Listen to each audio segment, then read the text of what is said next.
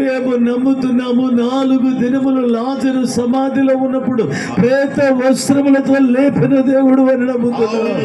మేము నమ్ముతున్నాము. నయమానుడు పసిపిల్లల దేహముగా మార్చి దేవుడు అని నమ్ముతున్నామయ్యా. అందరూ ప్రార్థన చేద్దాం. ఏ దైవజనుడు ద్వారా దేవుడు అతని బలమైన జనమని ఆ మంచి నామకరణ చేయటానికి వారిని బలపరిచాడు. అందరము కలిసి ప్రార్థన చేద్దాం. బలహీనులు బలపరచడానికి దేవుడు బలవంతులను సిగ్గుపరచడానికి బలహీనులు ఏర్పరచుకోలేదా? జ్ఞానులను సిగ్గుపరచడానికి వేరే వారిని ఏర్పరచుకోలేదా? శ్రేష్టమైన సమయంలో దేవుడు తన సేవకుని ద్వారా పలకబడిన మాటను దేవుడు రూఢీపరచునట్లుగా, దేవుడు అద్భుతము చేయనట్లుగా చేతులెత్తి ప్రార్థన చేద్దాం.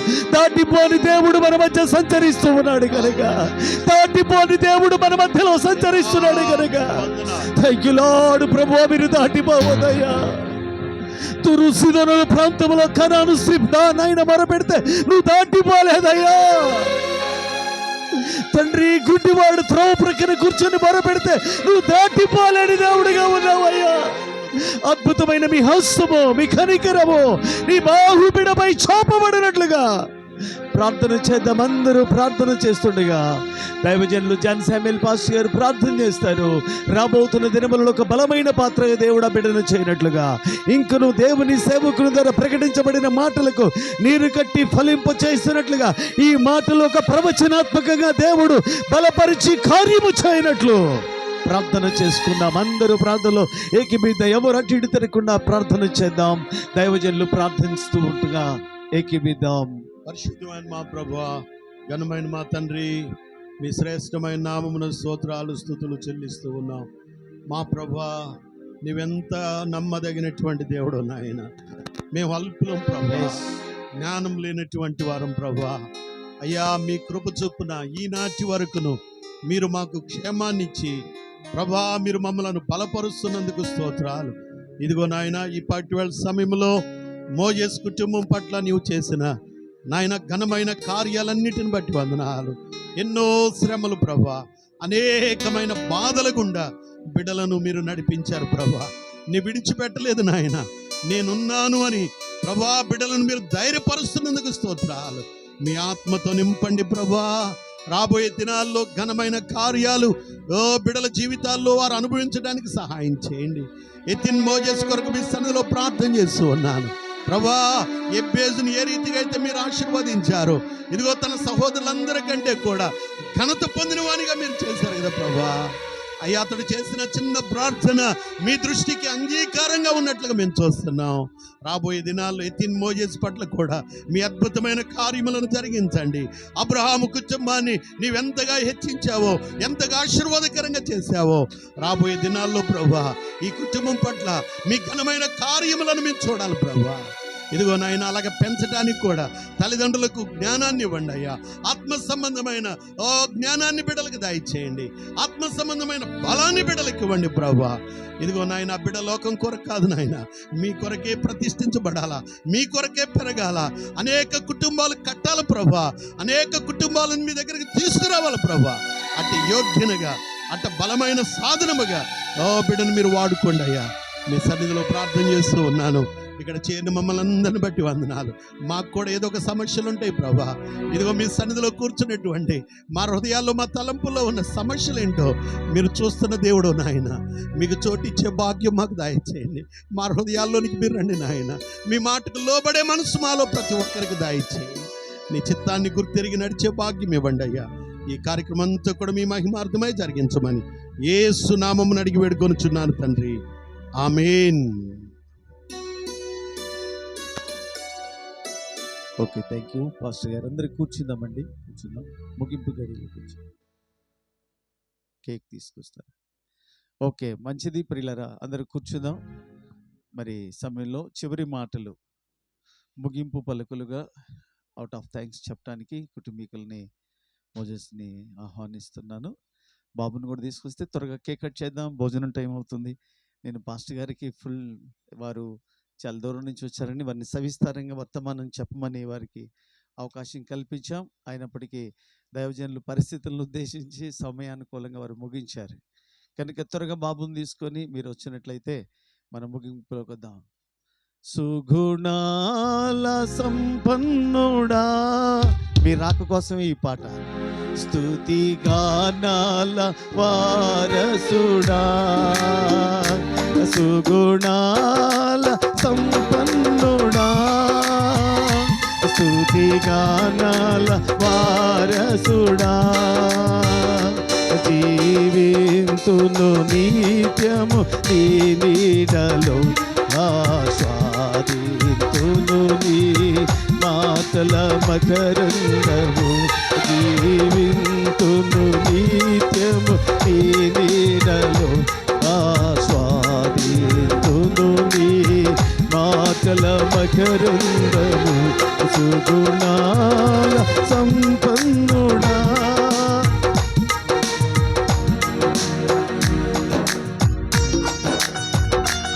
త్వరగా రండి.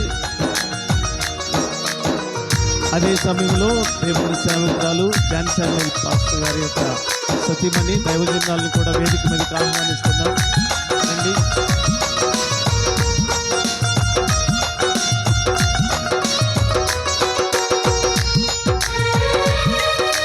మోజేస్ తల్లిదండ్రులు వినోదిని కూడా వేదిక మీద కూర్చున్నట్లయితే.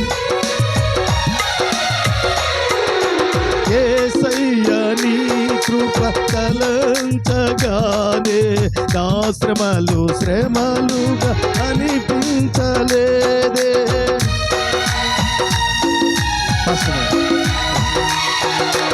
యేసయ్యా నీ కృప తలంచగానే నా శ్రమలు శ్రమలుగా అనిపించలేదే.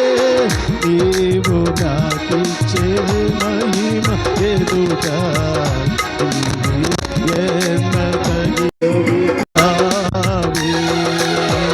నీవు నాకిచ్చే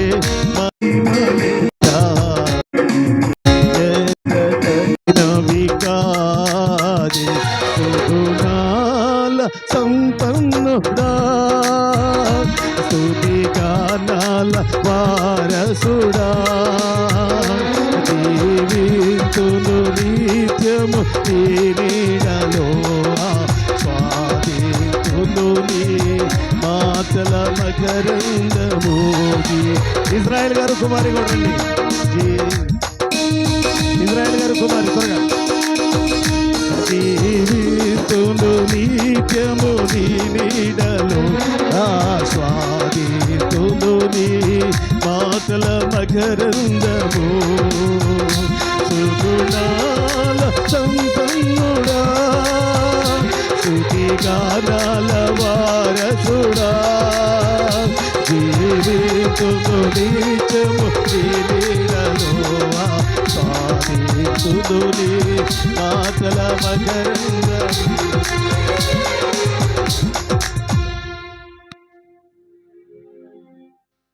మంచిది. సమయంలో మరి వినోద్ని వాళ్ళ పెదనాన్న గారు దైవజనులు మరి మన మధ్యలోకి వచ్చారు కనుక పాస్టమ్ గారు, వారి కుమార్తె, వారి మనమడు గారు కేక్ను వాళ్ళే కట్ చేస్తే మొదటి సంవత్సరం బాగుంటుందని చెప్పేసి, అదే సమయంలో వాళ్ళ మేనమామ గారు ఉన్నారు దైవజనులు లివింగ్స్టన్ గారు కూడా ఇందులో కుటుంబంగా కలిసి ఈ కార్యక్రమాన్ని.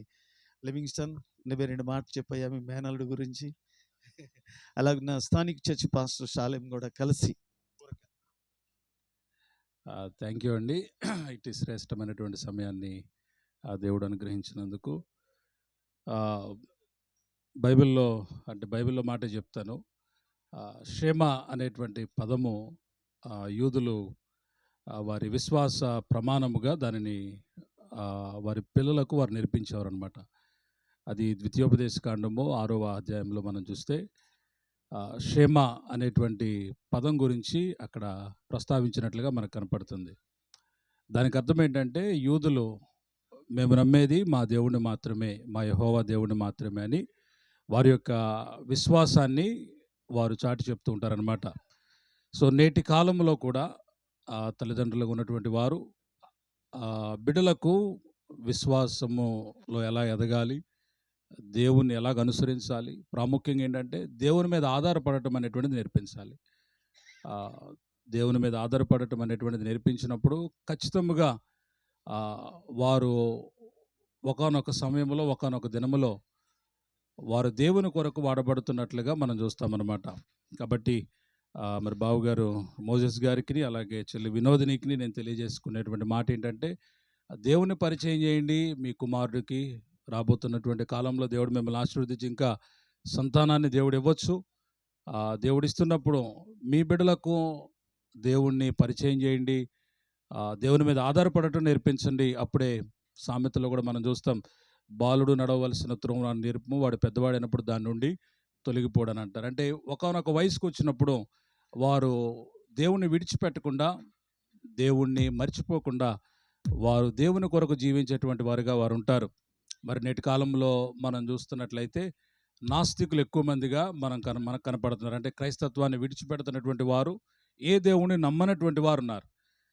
కాబట్టి బాల్యము నుండే మరి తల్లిదండ్రులకు ఉన్నటువంటి వారు మీకున్నటువంటి ఆ జ్ఞానాన్ని బట్టి సంఘాలకు వెళ్తూ, మందిర పరిచర్యలకు వెళ్తూ, దేవుని పరిచర్యలో బహుగా వాడబడి బిడ్డలకు దేవుని పరిచయం చేస్తూ, దేవుని మీద ఆధారపడుతూ వారికి పెంచాలని ఈ మాటలు తెలియజేస్తున్నాను.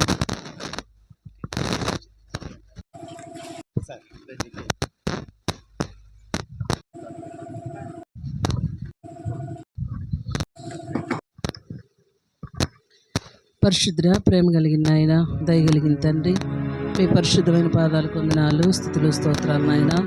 ఈ మధ్యాహ్న కాల సమయం మందు ఇప్పటి వరకు నాయన ఈ యొక్క ప్రార్థనా కూడిక విషయంలో నీ సన్నిధిలో కృతజ్ఞతాస్తుతులు చెల్లించడానికి మీరు ఇచ్చినటువంటి గొప్ప అవకాశాన్ని బట్టి, సమయాన్ని బట్టి మీకు వందనాలు నాయన. ఇశ్రాయేల్ గారి కుటుంబాన్ని మీరు ప్రేమించారు. అలాగే నాయన వారి సంతానాన్ని, మోజేస్ని, వినోదిని మీరు ప్రేమించి మీరు ఇచ్చినటువంటి శ్రేష్టమైనటువంటి కుమారుని బట్టి మీ సన్నిధిలో ప్రార్థన చేస్తున్నాం నాయన. మరి గతించినటువంటి దినములన్నీ కూడా మీరు కాపాడారు, క్షేమాన్ని ఇచ్చారు నాయన. ఈ దినం సంతోషంగా మరి బర్త్డేను జరిపించుకోవడానికి కూడా మీరు కృప చూపించారు అయా. సేవకుల మధ్యలో, రక్త సంబంధికులు, బంధువులు అందరి మధ్యలో ప్రభువా మిమ్మల్ని స్తుతించడానికి, గణపరచడానికి మీరు ఇచ్చినటువంటి సమయం ఎంతో విలువైనటువంటిది ప్రభువా. ఇప్పటి వరకు మీరుండి అన్ని విషయాల్లో కూడా నడిపించినందుకు మీకు వందనాలు. ఈ కేక్ కట్ చేస్తూ ఉండగా నాయన నీ సన్నిధి బిడ్డ మీద ఉంచండి, నీ ఆత్మను నాయన బిడ్డ మీద ఉంచండి నాయన. రాబోయే దినాల్లో మంచి జ్ఞానేంద్రియాలు కలిగి నాయన నిన్ను మహిమపరిచేటువంటి కుమారుడిగా మీరు సిద్ధపరచమని యేసు నామమున అడిగి వేడుకొనుచున్నాము తండ్రి.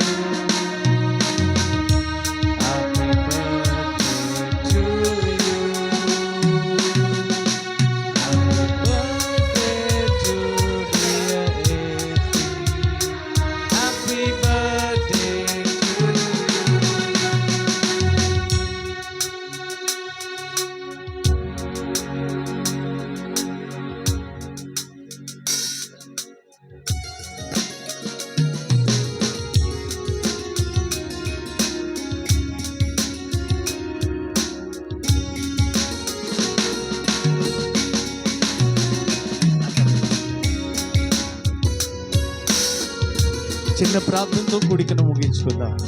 కృప కలిగిన తండ్రి మీ వందనాలు చెల్లిస్తున్నాము నాయన. ఇంతవరకు పాటల ద్వారా స్తుతి ఆరాధనలో మీరు తోడుగుండి నడిపించినందుకు స్తోత్రాలు.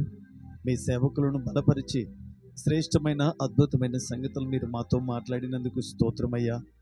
నీ మాటలు అన్నీ అవునన్నట్లుగానే ఉన్నవి గనుక నా తండ్రి నువ్వు నమ్మదగిన దేవుడు నాయన. మా గురించి మాకు తెలియదు, కానీ మా గురించి నువ్వు బాగుగా ఎరిగిన దేవుడు నాయన. మేమేమి చేయాలో మాకు తెలియదు, కానీ ప్రభువా మమ్మల్ని ఎలాగూ నడిపించాలో మీ యొక్క నిర్ణయాన్ని బట్టి కృతజ్ఞతలు స్వామి. ఈ కుమారుడు ఇతిన్ మోజెస్ని బట్టి, మీరు కలుగు చేసిన విధానమును బట్టి ప్రభు, ఆయనకి మీరు ఇచ్చిన ఆయుష్ను బట్టి, ఆయన ఎడల మీరు కలిగిన ఉద్దేశములను బట్టి మీకు కృతజ్ఞతలు చెల్లిస్తున్నాం. నీ సేవకులుగా, సంఘముగా, దైవ బిడ్డలంగా, బంధుమిత్రులుగా ఏకీభవిస్తూ ఆయుష్ నీవిచ్చే వరమై ఉన్నది కనుక నాయనా, మీ ద్వారా నీ బిడ్డకు దీర్ఘాయువు కలుగునట్లుగా మీ సన్నిధిలో మీ పాదములు పట్టుకుని బ్రతిమలాడుకుంటూ ఆయుష్నిచ్చు దేవుడా మీకు వందనాలు చెల్లిస్తున్నావు. నీవిచ్చిన మరొక సంవత్సరమును బట్టి కృతజ్ఞతలు చెల్లిస్తున్నావు. ముందున్న దినములలో కూడా నీ కృప తోడుగా ఉండునుగా కని వేడుకుంటున్నా. రాబోతున్న దినములలో ఒక బలమైన జనముగా బిడ్డను మీరు మార్చబోతున్నందుకు కృతజ్ఞతలు చెల్లిస్తున్నావు. దేవా, జ్ఞానమందు, ఆరోగ్యమందు, విధి యందు, బుద్ధి యందు వర్ధిల్లగలిగినట్లుగా బాలుడైన సమయలకు తోడుగున్నారు. యేసయ్య ఈ లోకంలో మీరు వచ్చినప్పుడు తోడుగున్నారు. సంసోనుపై కూడా మీ కాపుదల ఉంచినందుకు వందనాలు చెల్లిస్తున్నా.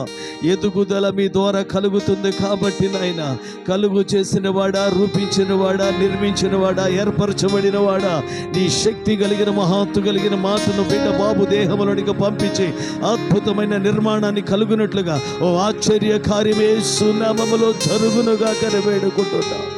దీవించి ఆశీర్వదించి ప్రకటించబడిన మాటలకు నీరు కట్టమని వచ్చిన బంధుమిత్రులు, స్నేహితులు బట్టి, దైవ సేవకులందరిని బట్టి, కుటుంబాన్ని బట్టి, తల్లిదండ్రులు ఇజ్రాయెల్ గారు కుమారక్కను బట్టి, నైనా కుమారుడిని బట్టి, కోడలను బట్టి, ఇతిన్ మోజెస్ని బట్టి, మా మధ్యకు వచ్చిన దైవజనుల వారి కుటుంబాన్ని బట్టి, ప్రతి ఒక్కరిని బట్టి కృతజ్ఞతలు చెల్లిస్తూ సమస్త మహిమ ఘనత ప్రభావాలు మీకే ఆపాదించుకుంటూ నజరేయుడైన యేసు నామములో ప్రార్థన చేసి ఈ మనవులన్నీ అడిగి పొందుకొని ఉన్నాము పరమ తండ్రి. ఆమేన్. ఇప్పుడు పరమ తండ్రి అయిన దేవుని ప్రేమ, యేసయ్య కృప, పరిశుద్ధాత్మ దేవుని యొక్క అన్యోన్య సహవాసం, సమాధానం, నిత్య సన్నిధి, తోడు, కాపుదల కూడి చేరి వచ్చిన మనందరికీ, సకల పరిశుద్ధులకు, ప్రత్యేకంగా ఈ దినము పుట్టినరోజు కార్యక్రమాన్ని జరిగించుకున్నటువంటి ఇతిన్ మోజెస్కి తల్లిదండ్రులకి, మనందరికీ దేవుని కృప సదా తోడయుండి నడిపించునుగాక. ఆమేన్, ఆమేన్, హల్లెలూయా. మంచిది. అందరి కొరకు భోజనాలు ఉన్నాయి. ముగింపు మాటలు బిగింపుగా మోజెస్ చెప్తాడు.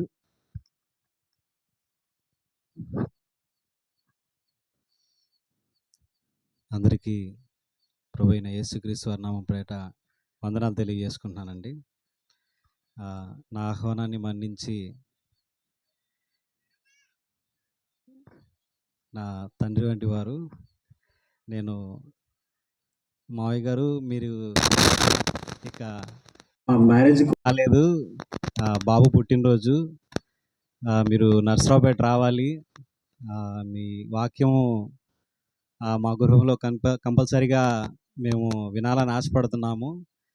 మీరు కంపల్సరీగా రావాలి అంటే అంటే క్షణమాత్రం కూడా ఏమీ చెప్పకుండా, ఏమీ మాట్లాడకుండా ఖచ్చితంగా వస్తాను నాన్న, డేట్ ఎప్పుడో మీరు కన్ఫర్మ్ చేసుకోండి అని చెప్పి నా కోసం, మా కుటుంబం కోసం ఇక్కడ దాకా వచ్చారు. మహయ్య గారికి హృదయపూర్వక వందనాలు తెలియజేసుకుంటున్నాను. అలాగే వేదిక మీద ఉన్న స్థానికమైన పాస్టర్ గారు, పేతిరెడ్డి పాస్టర్ గారికి కూడా నేను ఎంతో వందనాలు తెలియజేసుకుంటున్నాను. నేను అడిగిన వాటన్నిటికీ పాస్టర్ గారు ఎప్పుడు కూడా నేను కాదు అని చెప్పనయ్యా, నీకోసం ఏదైనా చేస్తా, నీకు ఏది కావాలంటే అది చేస్తా అని ఒక్క మాటలో నాకు చెప్పేశారు. అందుని బట్టి నేను పాస్టర్ గారికి కూడా చాలా వందనాలు తెలియజేసుకుంటున్నాను. అదేవిధంగా ఆత్మీయులు పాస్టర్ జాన్ పాస్టర్ గారికి కూడా నేను ఎంతో వందనాలు తెలియజేసుకుంటున్నాను. ఆయన కూడా నాకు ఎంతో తండ్రి వంటి వారు. ఎన్నో ఆత్మీయ మాటలు చెప్తూ నన్ను ఎంతో బలపరుస్తూ ఉంటారు. ఆయనకు కూడా నేను వందనాలు తెలియజేసుకుంటున్నాను. అదేవిధంగా పాస్టర్ సొలొమోన్ అన్న గారు, నేను రక్షణ పొందిన దినాల్లో నుంచి దేవుని పరిచర్యలోనే నేను ముందు కొనసాగుతున్నాను. అయితే క్రమక్రమంగా నేను ఆ భక్తి జీవితంలో నేను కొంచెం స్థిరపడుతున్నా ఉంటున్న సమయంలో దేవుని కృపను బట్టి సొలొమోన్ అన్న నాకు పరిచయం అయ్యారు. అన్న పరిచయం అయిన దగ్గర నుంచి నేను ఇంకా ఇంకా ఇంకా అంతకంతకు నేను ఇంకా బలపడుతూనే ఉన్నాను. నా ఆత్మీయ జీవితాన్ని ఇంకా నేను స్థిరపరుచుకుంటూనే ఉన్నాను. అయితే ఈరోజు ఈ పరిస్థితిలో ఇక్కడుండి నేను నిలబడి మాట్లాడగలుగుతున్నానంటే అది దేవుని కృప. అన్న ప్రోత్సాహం ఎంతో ఉంది. నాకెప్పుడు అన్న నా వెంటే ఉండి సొంత తమ్ముడిలాగే నన్నెప్పుడు బయట వాళ్ళ చూడలేదు. నిజం చెప్పాలంటే సొంత అన్నదమ్ములు కూడా పట్టించుకోరేమో, అంతకంటే ఎక్కువగా నన్ను అన్న పట్టించుకుంటారు. అన్ని విషయాల్లో అన్న నాకెప్పుడు తోడుగా ఉంటారు. అందుని బట్టి అన్నకు కూడా నేను చాలా వందనాలు తెలియజేసుకుంటున్నాను. కూడి వచ్చిన మీ అందరికీ నా ఆహ్వానాన్ని మన్నించి కూడి వచ్చిన మీ అందరికీ కూడా నా హృదయపూర్వక వందనాలు తెలియజేసుకుంటున్నాను. ఒక చిన్న మాట చెప్పి నేను నా మాటలు ముగిస్తాను. 2022లో నాకు వివాహమైంది. వివాహమైన దగ్గర నుంచి ఒక కొన్నేళ్ల పాటు మాకు సంతాన ప్రాప్తి కలగలేదు. అయితే అనుకోని రీతిగా దేవుడు 2023లో నా భార్యకు గర్భాన్ని మంచి ఫలాన్ని అందించాడు. ఎంతో సంతోషంగా ఉన్నాము. డెలివరీ వరకు కూడా చాలా సంతోషంగా ఉన్నాము. స్కానింగ్‌లో గానీ, అన్ని విషయాల్లో గానీ మాకు ఎక్కడ కూడా ఎలాంటి ఒక బాగలేదని కానీ, మామూలుగా స్కానింగ్‌లో చెప్తారు, "ఈ పరిస్థితి బాలేదమ్మా, ఇట్లా బాలేదని." కానీ మాకు ఈ స్కానింగ్‌లో గానీ ఎక్కడ కూడా ఏం చెప్పలేదు డాక్టర్లు గూడా. అంతా బాగుందన్నారు. డెలివరీకి అని చెప్పేసి మేము మా అత్తయ్య గారోళ్ళు ఊరు విజయవాడ వెళ్ళాము. అక్కడ ఎయిమ్స్ హాస్పిటల్‌లో జాయిన్ చేశాము. జాయిన్ చేయడానికి ముందు ఒక 24 అవర్స్ ముందు, అంటే రేపు డెలివరీ అనంగా ఈరోజు తనకి మోషన్స్ అయినాయి. అట్లా ఉమ్మనీరంతా పడిపోయింది. కానీ మాకది తెలీదు. అది ఉమ్మనీరా లేకపోతే తనకి బాలేదా అనేది. హాస్పిటల్‌కి తీసుకెళ్ళిన తర్వాత డాక్టర్‌లయితే నన్ను అరిసారు. ఏమన్నారంటే డాక్టర్ అయితే ఒకటే మాట అనింది, "ఆ అమ్మాయిని నువ్వు చంపేద్దాం అనుకున్నావు కదా" అంది. "ఆ అమ్మాయిని నువ్వు నార్మల్‌గా చంపడం కుదరట్లేదు. అందుకని ఇలా చంపాలనుకుంటున్నావు నువ్వు" అనింది. నాకేం మాట్లాడాలో అర్థం కాలేదు. కానీ ప్రార్థన చేసుకున్నాను. తనైతే వాళ్ళు అక్కడ చూపిస్తున్న, అంటే వాళ్ళక్కడ మాట్లాడుతున్న మాటలకి నేను ఇక్కడ ఉండను, నష్టపడి వెళ్ళిపోదాం, అక్కడ డెలివరీ చేయించుకుంటానంది. "కాదమ్మా, పరిస్థితి బాలేదు, ఇక్కడే ఉండాలి, ఖచ్చితంగా ఉండు" అని చెప్పేసి నేను అక్కడ ఆపాము. మొత్తానికి ఆదివారం రోజు నైట్ అక్కడ జాయిన్ అయ్యాము. సోమవారం సెలైన్లతో కొంచెం అట్లా ఉంచి సోమవారం ఉదయం బాబు పుట్టాడని నాకు చెప్పారు. సోమవారం ఉదయం డెలివరీ అయింది. చాలా సంతోషించాము. పుట్టగానే పిల్లలు ఏడిస్తే అంత మంచిదని అంటారు. బాబు యాక్టివ్‌గా ఉన్నాడని అంటారు. బాబు పుట్టంగానే ఏడ్చాడన్నారు. సంతోషించాం. ఆ తర్వాత నుంచి ఇంక అప్పటి నుంచి మొదలైందండి. బాబు వెయిట్ తక్కువ పుట్టాడు. జనరల్‌గా అయితే డాక్టర్లు మాతో ఏం చెప్పారంటే, వెయిట్ తక్కువగా ఉంటే, లేదంటే కామెర్లయితే, ఏదన్నా చిన్న ప్రాబ్లమ్ అయితే మేము ఎన్ఐసీయూలో పెడతాము, లేదంటే పెట్టమసలు. బాగుంటే మాత్రం తల్లి దగ్గరే పెడతాం అన్నారు. సరే అన్నాము. అట్లా క్రమక్రమంగా వెయిట్ తక్కువ ఉన్నాడు కదా అని చెప్పేసి ఎన్ఐసీయూలో బేబీని అంతే పెట్టి ఉంచారు. క్రమక్రమంగా అలా పెడుతూ ఉన్నప్పుడు కదలికలు అనేవి చాలా తక్కువగా ఉండడం, యాక్టివ్‌గా లేకపోవడం, ఇట్లాంటివన్నీ ఇంకా ఒక్కోటి రావడం, జీన్స్ సంబంధించిన టెస్టులు, జెనెటిక్ సంబంధించిన టెస్టులు చేయడం, ఇట్లాంటివన్నీ జరిగినాయి. అక్కడికే మాకు దగ్గర 40 రోజులు గడిచింది. 40 రోజులు మేము హాస్పిటల్‌లోనే ఉన్నాం. అయితే ఒకరోజు ఏం జరిగిందంటే, బాబు పరిస్థితి బాలేదండి, వెంటిలేషన్ పెట్టేసేయాలి అన్నారు. వెంటిలేషన్ అంటే నాకున్న జ్ఞానం ప్రకారం వెంటిలేషన్ అంటే అది లాస్ట్ స్టేజ్. ఎవరికైనా వెంటిలేషన్ పెడుతున్నారంటే అది కంపల్సరీ అది లాస్ట్ స్టేజ్ నాకు తెలిసి. బై బర్త్ బతికారంటే అది దేవుని కృపే. అలాంటి సిచ్యువేషన్ వచ్చింది బాబుకి. ఆ సమయంలో నేను ఎంతో బాధపడ్డాను. అంటే మాకు మాటలు కూడా రాలేదు. చాలా ప్రార్థన చేసుకున్నాను. అక్కడే మోకరించి ప్రార్థన చేసుకున్నాను.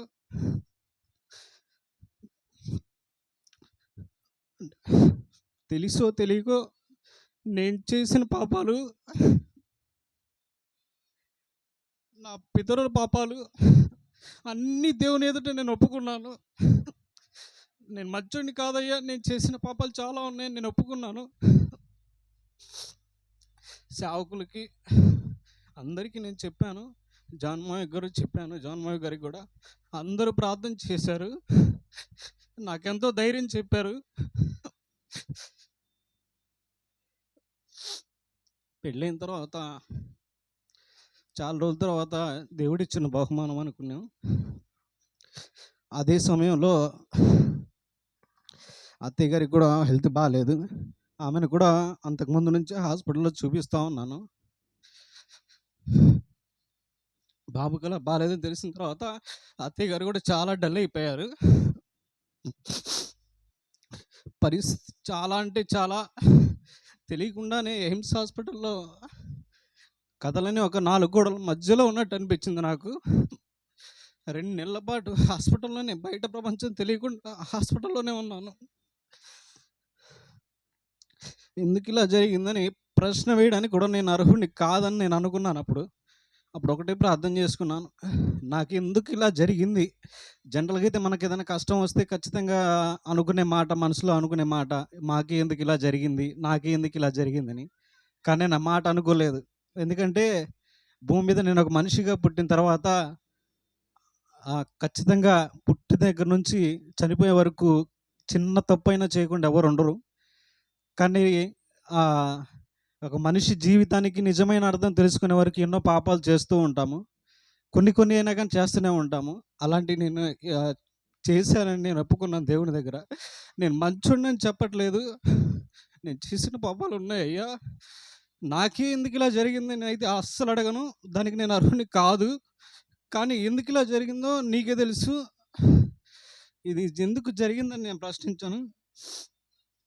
ఇప్పటి వరకు జరిగిన దానికి నేను బాధ్యుడినే. కానీ ఇక నుంచి జరిగిన దానికి నేను బాధ్యుడిని అవ్వకూడదు. ఎందుకంటే నీ స్ నీ నీ రక్తంలో నేను కడగబడ్డాను. నేను మారుమనసు పొందుకున్నాను. నువ్వే ఇంక నాకు ఆధారం అని చెప్పేసి నేను చాలా ప్రార్థన చేసుకున్నాను. ఎందుకంటే నా వ్యక్తిగత జీవితాన్ని బట్టి నేను నిజంగా పాపినే. కానీ పరిశుద్ధుడైన ప్రభువైన యేసుక్రీస్తు వారి ఆయన నీతిని బట్టి, ఆయన్ని బట్టి, ఆయన రక్తాన్ని బట్టి నేనిప్పుడు పరిశుద్ధుడిని. నేను ఖచ్చితంగా చెప్పగలుగుతున్నాను. నేనిప్పుడు ఎటువంటి క్రియల్లో నేను లేను. దేవునికి విరుద్ధమైన ఎటువంటి క్రియల్లో కూడా నేను లేను. అది మాత్రం ఖచ్చితంగా చెప్తున్నాను. అలాంటి పరిస్థితుల్లో ఉన్నా కానీ స్టిల్ ఇప్పటికి కూడా నేను దేవుడిని ప్రశ్నించే అంతటి వాడిని కాదు. కనీసం నేను సేవకుల్ని కూడా ప్రశ్నించాను. నా జీవితంలో ఎందుకు ఇలా జరిగింది అని. ఇలా జరిగింది, ఇలా జరిగింది పాస్టర్ గారు, ఇలా జరిగిందన్న, ఇలా జరిగింది అయ్యగారు అని చెప్తానే గానీ ఎక్కడోనైనా కూడా నేను ఎవరి ముందు కూడా నేనెప్పుడు నాకే ఎందుకు ఇలా జరిగిందని నేనెప్పుడు ప్రశ్నించను, నేనెప్పుడు అడగను. ఎప్పుడు నా చనిపోయేంత వరకు కూడా నేను అడగను. అలాంటి పరిస్థితుల్లో ఎయిమ్స్ హాస్పిటల్‌లో ఉన్నప్పుడు వెంటిలేషన్ పెట్టాలని అన్నారు. మళ్ళా ఏం జరిగిందో తెలీదు. వెంటనే ఆ రోజు నైట్ అంతా గడిచింది. తెల్లారికి మళ్ళీ వెంటిలేషన్ అవసరం లేదయ్యా, బాబుకు ఆక్సిజన్ అందుతుందని అని అన్నారు. సరే అని చెప్పేసి ఇక అలా టైం అంతా గడిచింది. బాబుని ఎన్ఐసీయూ నుంచి బయటికి ఇచ్చారు. బయటికిచ్చిన అప్పటిదాకా ఎవ్వరూ చూడలేదు. ఒక తల్లి, తండ్రి తప్ప బాబుని 2 నెలల పాటు ఇంకెవ్వరూ చూడలా. మా అమ్మ గాని, మా నాన్న గాని, ఇంట్లో వాళ్ళు ఎవ్వరూ చూడలా. బాబుని నేను, నా భార్య తప్ప ఎవ్వరు చూడలేదండి. బాబుని 40 రోజుల తర్వాత ఒకరోజు బయటికిచ్చారు. అప్పుడు నేను జాన్ మామయ్య గారికి చెప్పాను. మామయ్య గారు ఇట్లా బాబుని ఐసోలేషన్ రూమ్‌కి ఇచ్చారండి అని. వెంటనే మామయ్య గారు వచ్చి బాబుకి ప్రార్థన చేశారు. మరలా ఎన్ఐసీయూలోకి తీసుకెళ్లారు. తీసుకెళ్ళిన ఒక 3 రోజులకో, 4 రోజులకో ఇక అత్తయ్య గారికి బాలేదు. అత్తయ్య గారు కాలం గడిచారు. అత్తయ్య గారు చనిపోవడం జరిగింది. అలాంటి పరిస్థితిలో ఉండి కూడా నా భార్యకి నేనైతే తెలియచేయలేదు అత్తమ్మ ఇట్లా చనిపోయిందని. అత్తమ్మని అదే ఎయిమ్స్ హాస్పిటల్‌లో 5వ ఫ్లోర్‌లో జాయిన్ చేశాను. అబ్బాయి ఏమో 3వ ఫ్లోర్‌లో ఉన్నాడు. అబ్బాయి 3వ ఫ్లోర్‌లో ఒక చోట ఉంటే, అమ్మాయి ఇంకో చోట ఉంది. అలా ముగ్గురు 3 స్థానాల్లో ఉన్నారు. హాస్పిటల్ మొత్తం ముగ్గురి కోసం కంటి నిండా నిద్ర లేదు, సరైన తిండి లేదు. ఎలా అంటే ఒక పిచ్చోడిలా తిరుగుతా ఉన్నానండి హాస్పిటల్‌లో. ఎలా బ్రతికానంటే ఒక 4 గోడల మధ్య, ఆ 4 గోడల మధ్య నేను పిచ్చోడిలా తిరిగినట్టు అనిపించింది. కానీ అలాంటి పరిస్థితి నుంచి దేవుడు ఒక ఆశ్చర్యకరమైన రీతిగా మరి మమ్మల్ని హాస్పిటల్ నుంచి క్షేమంగా బాబుని బయటికి తీసుకొచ్చాడు. అదే సమయంలో నేను అన్నకి చెప్పాను. పేతురెడ్డి పాస్టర్ గారు కూడా అసలు ఎంతో ప్రార్థన చేశారు. మాకు ధైర్యాన్ని ఇచ్చారు. షాలేం రాజు కూడా ప్రతిరోజు నాకు ఉదయాన్నే ప్రతిరోజు కాల్ చేస్తూ, "అన్న ఎలా ఉంది బాబుకి? ఏం కాదు, మేమందరం ప్రార్థన చేస్తున్నాం. ఏం కాదు బాబుకి, మీరు ధైర్యంగా ఉండండి." ప్రతిరోజు నాకు ధైర్యాన్ని ఇస్తూనే ఉన్నారు. అందరూ నా బంధుమిత్రులేమి, అందరూ నా సహోదరులు, అన్నదమ్ములు అందరూ నాకు ఫోన్ చేసి చాలా బలపరిచారు. దాన్ని బట్టి కూడా నేను చాలా విశ్వాసంగా ఉన్నాను. డెలివరీ అయింది, ఇంటికి తీసుకొచ్చాము బాబుని. 6 మంత్స్ వరకు బాబుని చాలా జాగ్రత్తగా కాపాడుకోవాలన్నారు. బాబుకి కడుపులో ఏమీ తీసుకోలేడు. తనకు తానుగా ఏమీ తీసుకోలేడు. కడుపులో ఒక ట్యూబ్ ఉంటుంది. ఆ ట్యూబ్ ద్వారా మేము సిరంజ్ ద్వారా తనకి ఆహారాన్ని ఇవ్వాలి. అది మాకు వాళ్ళు నేర్పించారు. 6 నెలల పాటు మళ్ళా మేము గృహానికి వచ్చిన తర్వాత గంటకొకసారి, పావు గంటకొకసారి, అరగంటకొకసారి మేము 6 నెలల పాటు బాబుకి పగలనక రాత్రనక తనకు ఆహారం పెట్టి తనని ఈరోజు ఈ స్థితిలోకి తీసుకొచ్చున్నాం. అందుకు మేము ఎంత మాత్రము గొప్పవారం కాదు. మేము అది చేయగలిగినా కానీ అది కేవలం దేవుని కృపే. దేవుడు ఈరోజు ఈ స్థితిలో మరణాపాయం నుంచి బాబుని ఈరోజు ఈ స్థితిలో ఆశ్చర్యకరమైన రీతిలో బాబుని ఉంచాడు. అసలు ఎంతో బతకడు. ఇక్కడికి వచ్చిన తర్వాత కూడా చాలామంది డాక్టర్లకు చూపించాము. బతకడు బాబు అసలు వేస్ట్, వైద్యానికి విరుద్ధంగా బతుకుతున్నాడు, అలాంటి బాబును మీరు కన్నారు, వాడు వేస్ట్, వాడిని వదిలేసి మీరు ప్రశాంతంగా బతకడం బెటర్, ఇంకొకరిని చూసుకోండి అన్నారు డాక్టర్లు. నా మొహం మీద చెప్పేశారు. ఎంతో కుమిలిపోయాను, బాగా ఏడ్చాను. ఒక డాక్టర్ గారి దగ్గరికి తీసుకెళ్తే అసలు ఆయనైతే కరాఖండిగా చెప్పేశారు. నా భార్య అయితే అక్కడే ప్రార్థన చేసుకున్నానని చెప్పింది. ఏ డాక్టర్ అయితే ఈ మాట అన్నాడో అదే డాక్టర్ నుంచి, అయ్యా నీ ఆశ్చర్యకరమైన మాటలు నువ్వు చెప్పించాలని తను ప్రార్థన చేసుకుంది. మేము అదే రీతిగా అదే విశ్వాసంతో బాబుని అంతకంతకు ఇక్కడ గుంటూరు, విజయవాడ ఎక్కడ కావాలంటే అక్కడ చూపిస్తూనే ఉన్నాను. ఈవెన్ గుజరాత్లో సూరత్ అనే ప్రదేశంలో కూడా నేను అక్కడ దాకా కూడా, అంటే ఆన్లైన్ ద్వారా వెళ్ళాను నా బాబు కోసం. ఆన్లైన్ ద్వారా కన్సల్ట్ అయ్యాను నేను అక్కడ. గుజరాత్ అనే రాష్ట్రంలో అక్కడ సూరత్ అనే ప్రదేశం ఉంది. అక్కడ ఒక డాక్టర్ ఉన్నాడు, మేడం గారు. ఆమె ఫిజియోథెరపిస్ట్. ఆమె ఇలాంటి ప్రాబ్లమ్స్ ఉన్న పిల్లలందరినీ చాలా ఈజీగా సులువుగా నయం చేస్తుంది. ఆమె డాక్టర్ని 6 నెలలుగా నేను వెంబడిస్తుంటే రీసెంట్గా ఒక 10-15 రోజుల క్రితం ఆమె నా కాంటాక్ట్లోకి వచ్చింది. మీ బాబుకి నేను ట్రీట్మెంట్ చేస్తాను, కాకపోతే చాలా దూరంలో ఉన్నాను, ఆన్లైన్ ద్వారా కన్సల్టేషన్, ఆన్లైన్ ద్వారా ట్రీట్మెంట్ ఇస్తానని చెప్పింది ఆమె. అందరిని బట్టి నేను దేవునికి చాలా కృతజ్ఞతాస్తుతులు చెల్లిస్తున్నాను. కాబట్టి నా జీవితంలో నేను అనుభవించింది, నేను ఒక మాటలో చెప్పాలంటే చాలా చిన్నదనే అని చెప్పొచ్చు. అలాగని నేను అనుభవించిన దాన్ని బట్టి అనుభవపూర్వకంగా చెప్పాలంటే చాలా పెద్దదనే చెప్పొచ్చు. కానీ నాకంటే ఎక్కువగా అనుభవాల్లో నుంచి వచ్చిన వీరు పెద్దలు ఉన్నారు. నా ఎదురు చాలామంది ఉన్నారు, ఎన్నో అనుభవాల నుంచి వచ్చారు. దేవుడు ఈ రోజున మా బాబుని అలాంటి మరణాపాయ పరిస్థితిలోంచి సజీవంగా ఉంచి ఈరోజు ఒక చక్కటి ఒక సంవత్సరాన్ని దయాకిరీటాన్ని ప్రభు దయచేశాడు. ఇంత ఘనంగా జరుపుకుంటున్నానంటే అది కేవలం దేవుని కృపే, మరేదీ లేదు. దేవుడి చిన్న మాటలు దీవించి ఆశీర్వదించును గాక. హల్లెలూయా.